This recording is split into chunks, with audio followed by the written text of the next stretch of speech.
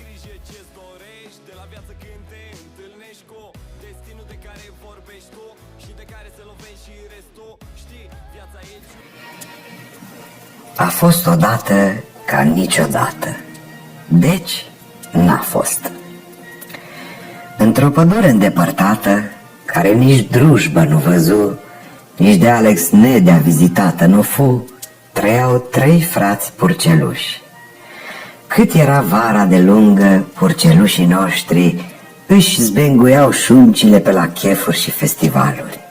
Ziua droguri, seara droguri, dimineața droguri iarăși. Până într-o zi, când unul dintre purceluși descoperi pe internet o informație înspăimântătoare. Pădurea lor dragă urma să fie atacată de lupul sărăciei. Înfricoșați, cu șoricul zbârlit pe ei, purcelușii făcură un brainstorming ca să vină cu o idee să scape de lup. Se gândiră să intre în afaceri. Fiecare dintre ei își putea lansa un business cu bănuții primiți de la părinți care lucrau în Italia pe post de prosciutto. Cel mai tânăr dintre ei își luă destinul în propriile copite și își investi întreaga avere în criptomonede. Al doilea, crezându-se mai breaz, optă pentru imobiliare. Ultimul, având avantajul înțelepciunii ce vine cu vârsta, își deschise un studio de videochat.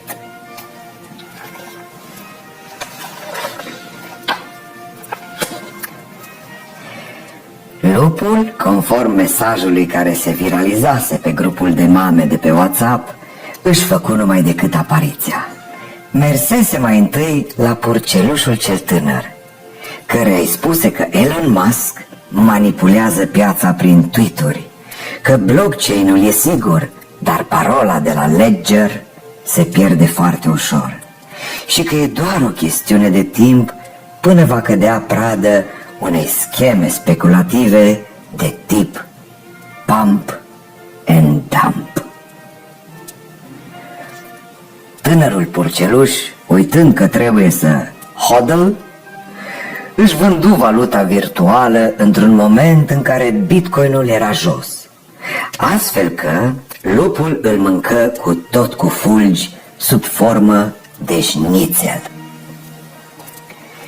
După aceasta, lupul nostru șogubăț se duse la purcelușul mijlociu. Acesta, ajutat și de un credit, își construise o clădire de birouri. Lupul se opinti în tastatură și începu să verse asupra purcelușului tot felul de fake news-uri despre căderea pieței imobiliare pe segmentul office ca urmare a faptului că pandemia schimbase felul în care animalele se raportau la munca de la birou.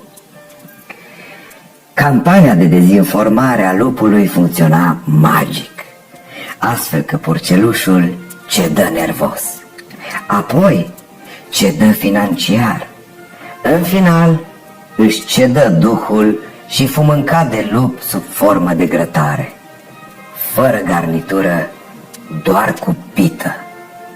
Al treilea purceluș, tobă de carte, manageria un studio profi de videochat, în care lucrau purcelușe fierbinți, căprițe apetisante, iepe, oi, măgărițe, precum și diverse puicuțe, cățele și tot felul de pizde. Pardon, tot felul de pisi. Purcelușul știa că exploatarea sexuală e imună la crize economice, pentru că satisface o nevoie de bază și apelează la natura inerent animalică a omului. Cum adică a omului? Mi-era poveste cu animale. E metaforă de aia cu figură de stil alegorice, fabulă, hiperbolă, etc. Taci și culcă-te că nu-ți mai povestesc. Și lupul se porni să-i distrugă și acestuia afacerea. Mai întâi încercă să-i fure clienții cu ajutorul unor rețele sociale ce oferă semi-nuditate gratuită, gen Insta sau TikTok, dar nu reuși, pentru că Insta devenise 80% plasare de produs și TikTok era absolut fucking groaznic. Apoi, lupul încercă să sprijine inițiativa porno privată lansând platforma OnlyFans. Dar pe aceasta activau prea puține vulpițe, pentru că foste vedete cu ciorapi îndesați în chiloți, precum Mihai Trăistariu, Pe mine mă sperie. îi stricară farmecul. Într-un final, lupul încercă să întoarcă opinia publică împotriva videocetului și să aducă într-o zonă conservatoare cu ajutorul Coaliției pentru Familie și a Partidului Aur, cu rezultate dezastruoase. Coaliția nu-și revenise după referendum, iar Partidul Aur era eficient doar pe internet, care e 95% pornache. Înfrânt, lupul își încercă norocul cu capra cu 3 iezi. Capra lucra și ea în străinătate și iezii erau mereu singuri acasă, deci păreau pradă ușoară chiar și pentru un prădător non-sexual precum lupul. Și uite așa, purcelușul cel mare trăi fericit până puțin înainte de Crăciun, când fu transformat în mezelul.